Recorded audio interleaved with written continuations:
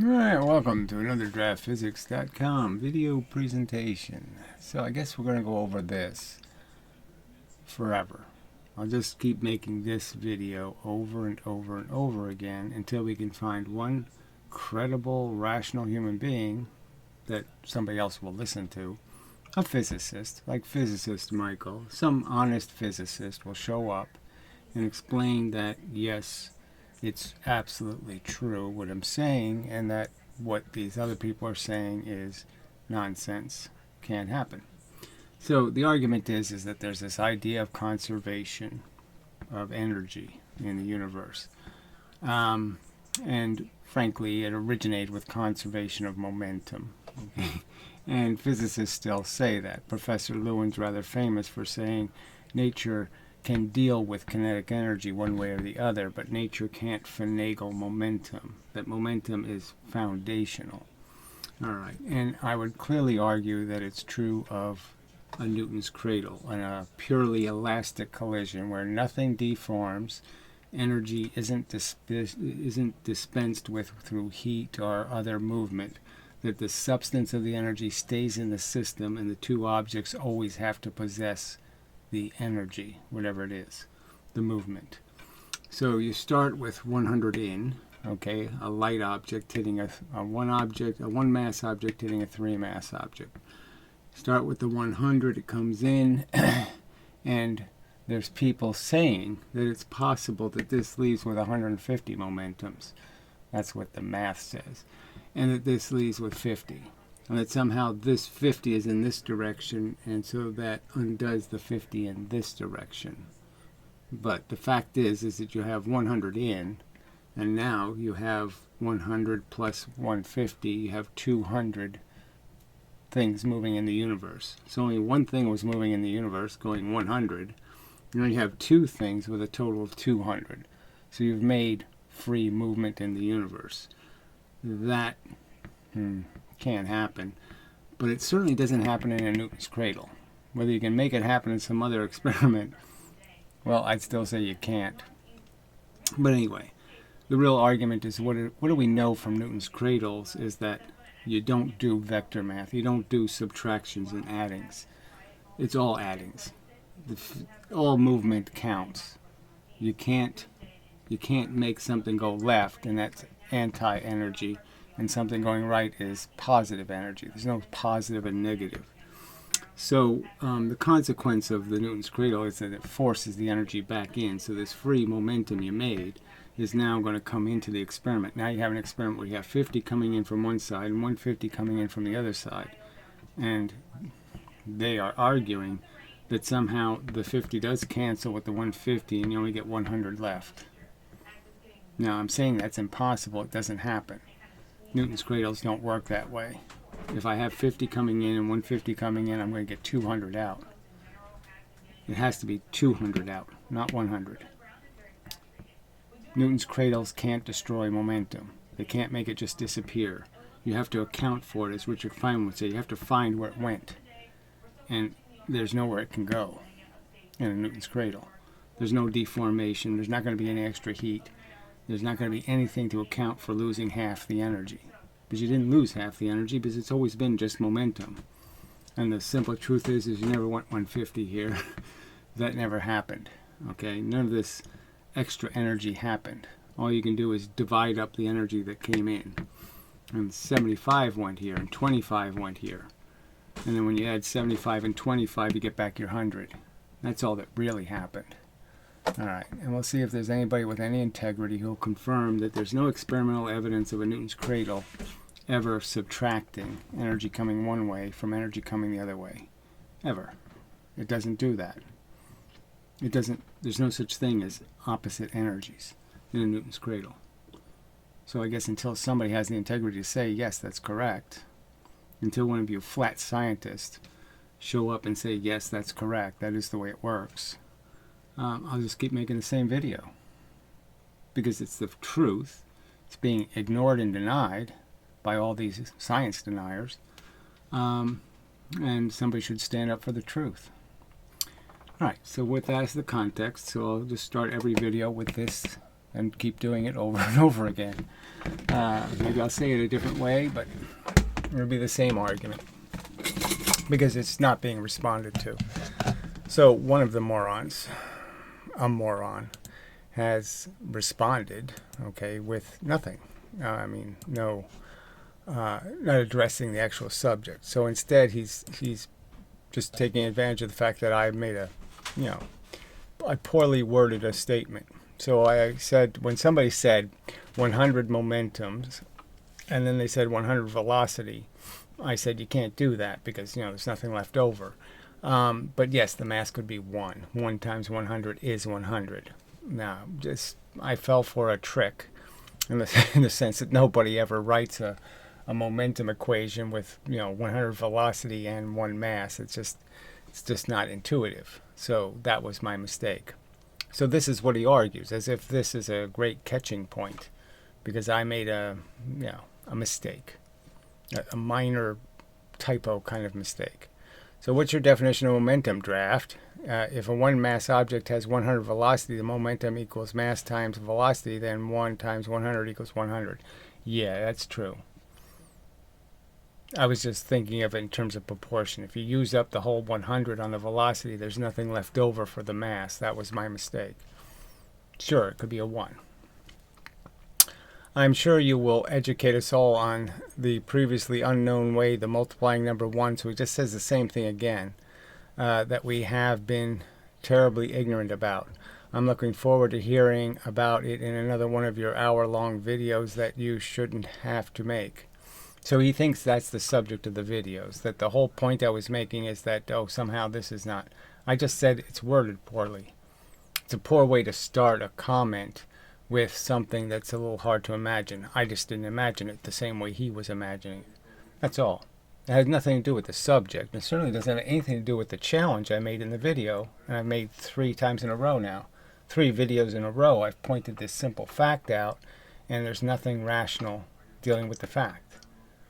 You're just going to keep arguing, defending it, and there's no defense. There's no physical evidence. You can't show me a Newton's cradle working the way you say they work. So until you show me evidence of a Newton's cradle destroying momentum, making it disappear, you haven't got an argument. Alright, so fuck you. There's a simple reply. Yeah, I'll just remove this one, but he's not going to show up with anything brilliant in any day future. Alright, so that's it for that. And so there's one other comment that the White Henry, I blocked him because this is just bullshit. I make 3 videos in a row pointing out the impossibility of what you're arguing, and you don't deal with the argument claiming the impossibility. So let's just imagine they were doing the cart experiment, right? The 1 mass cart and the 3 mass cart.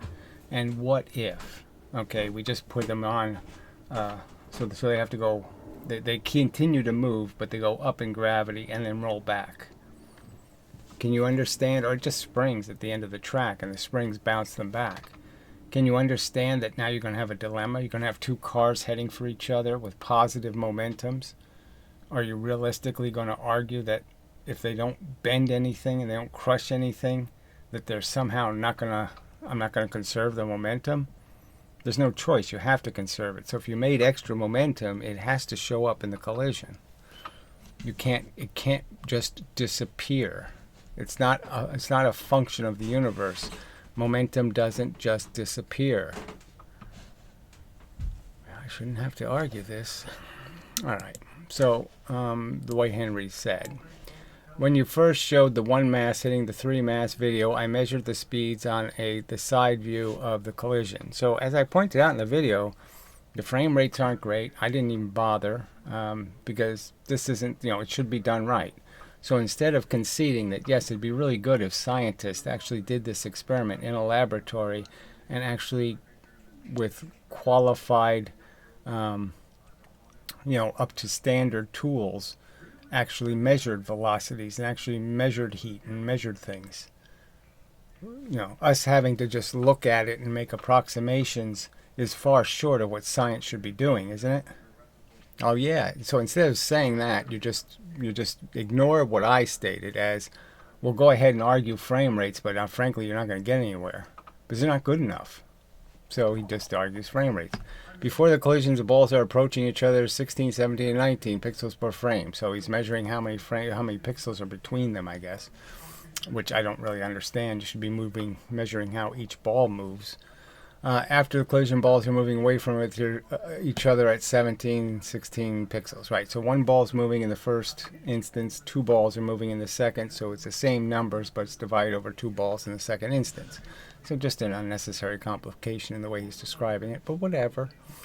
The speeds are very similar before and after. Well, in one case, right on. In the other case, a couple pixels off. In the other case, 3. So, I don't know, 30%. As we would predict if both balls get half the velocity. Fine. I'm saying go ahead. Say they get half the velocity. You still have a gigantic hurdle, which is in no other circumstances do Newton's cradles behave that way. So if you want to claim it happens, you have to show some corroborating evidence that this happens somewhere else in the universe. Okay, if they each got 1/4 the velocity, we expect them to move away from each other at half the speed that they approached each other. Yes, and I would claim that's what they're actually doing. That the fact is that the curved slope is, making the frame counting even more deceptive. I didn't present my findings because, one, I was blocked from commenting. So again, you're not blocked from commenting on the internet. You can make a channel and you can post comments on your own channel. You can certainly make a comment video. I mean, that's certainly easy to do. You can do anything you can to exercise your free speech rights, just like I exercise mine on my channel. So there's nothing stopping you from making your argument. You just want to be a troll. And you can't troll me from your channel. Yes, that's your problem. And then his second excuse is, I knew it would be rejected anyway. It's all going to be rejected until you get past the hurdle. Okay, the hurdle is it's impossible. Newton's cradles can't do that. They don't do subtracting math. So until you get past that hurdle, you haven't got an argument of any kind. So show me evidence that Newton's cradles do make momentum poof into existence and then make it poof out of existence, until you can demonstrate that's what science says and that's what science knows and that's what science believes, and they have evidence and reason to believe it, you don't have an argument. But virtually even without counting pixels, you can see the speeds after the collision are about half the initial speed. Says you. Okay, it's not my impression. My impression is, now it's going a lot slower. Okay, and certainly not 1/4. Okay, says you. That's your impression. I'd say it's certainly not half. So, yeah. But again, as I pointed out from the very beginning, I wish the experiment was filmed better. I mean, the slow motion looks like good slow motion, but it really isn't when you get to counting frames. They're really sloppy frames. So, whatever. Dream on. You're just totally ignored the argument. So what's the point? I've made the argument 3 times, 4 times now. I've made it many more times than that actually, but I just mean it's in the 5-minute video, it's in these videos continuously, and you just keep talking as if I haven't made an argument that makes that impossible. And so until you defeat that argument, there's no point in us talking, okay? You have 0 evidence Newton's cradles do subtraction math. So until you show me a Newton's cradle taking energy coming from the left side and canceling it against the energy that came from the right side, until you can show that happen, you have nothing. Okay? The argument is moot because it's not a theoretical possibility. You have to first provide the hope that it's theoretically possible that what you're saying is correct. I'm saying it's not theoretically possible. All right. So that was it for that shit and such. So probably enough of a video. I suppose we could go look and see if there's any new comments, but so far so bad. The Leska guy hasn't cleaned up the doxing in the comments section, so again, I'm really not going to read comments on videos that allow doxing. It's just not going to happen. So if people can't responsibly communicate with me in some sort of decent manner, I'm not going to communicate with them. That's simple. The rules aren't that difficult, really. I won't dox you, you don't dox me. I won't permit people to abuse my comment section to attack you personally. You should do me the same favor. All right. So anyway, yeah, it's probably enough of a video then. Because they really have nothing. There's nothing. Nothing. No counter argument that has anything to do with my plea that you show me a piece of evidence. Show me. There's lots of Newton's cradles on the internet. Show me one of them doing subtraction math.